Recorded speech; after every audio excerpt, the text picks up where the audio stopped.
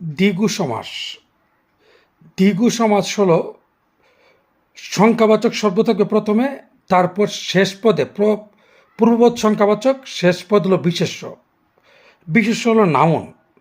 আমরা যদি বলি তে মাথা, তিন মাথার সমাহার, তাহলে তে মানে তিন একটা সংখ্যা, আর মাথা আমাদের যে মাথা এটা একটা বিশেষ্য। তিন মাথার সমাহার।